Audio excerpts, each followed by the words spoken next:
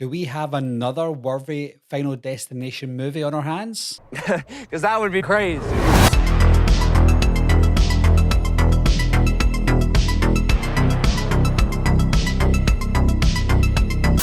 Hi guys, my name is Barry and welcome back to the channel. I'm going to be talking about Final Destination Bloodlines today. Now in this review, there's going to be no spoilers whatsoever. I will be doing a separate video talking about spoilers, so if you want to watch that, you certainly can. But if you haven't seen the movie and you don't want to be spoiled, don't worry. First off, this is the longest wait we've had for a Final Destination movie since the first movie came out in 2000. There's been 14 years between the last movie and this movie, and times have changed since then, some for the better and some things are for the worse. And for the worst part, we get a lot of social politics in horror movies these days, a lot of things that put us off watching these types of movies. But I'm happy to report that Final Destination Bloodlines takes nothing to do with that. The first premonition in this film involves a large building. You saw that in the trailer. It's called the Sky View.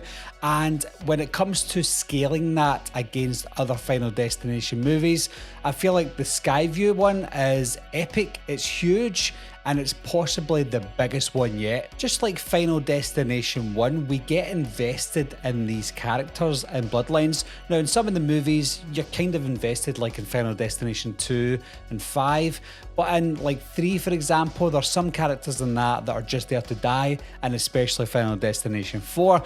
And we go back to basics with this one because it feels more like Final Destination 1 because it involves families and it's a close-knit film. So when it comes to that character development, you feel for the characters and you worry about the characters when you know that death is after them. I don't want to talk too much about Bloodworth in this film because there's going to be spoilers in the spoiler video that I do. All I can say about Bloodworth without spoiling anything is it was a beautiful tribute to Tony Todd.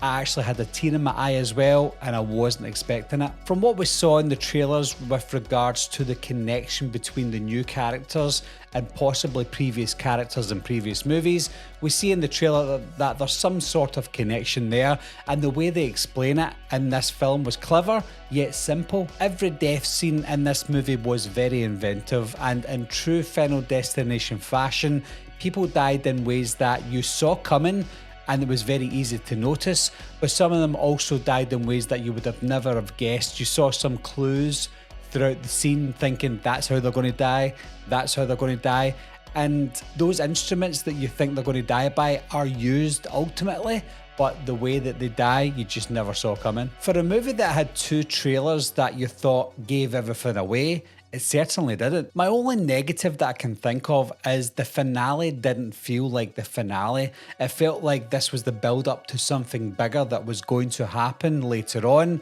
until the movie ended, and I thought, oh, okay.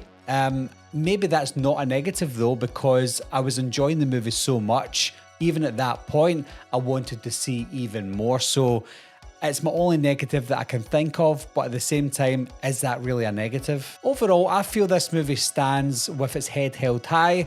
It is a worthy entry into the Final Destination franchise. So if you haven't seen this movie, guys, I highly recommend that you see it. It is one of the best horror movies of the year so far, and that's saying something.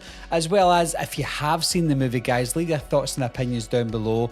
Let me know if you liked it as well, but please don't leave any spoilers in the comments section. Save that for the spoiler video that I've got coming up. But as always, guys, thanks a lot for watching, thanks for subscribing, and I'll see you soon. Meeting adjourned. I'll be right back. What are you waiting for, huh? Coming to get you, Barbara. Ever played Skin the Cat? Someone's in the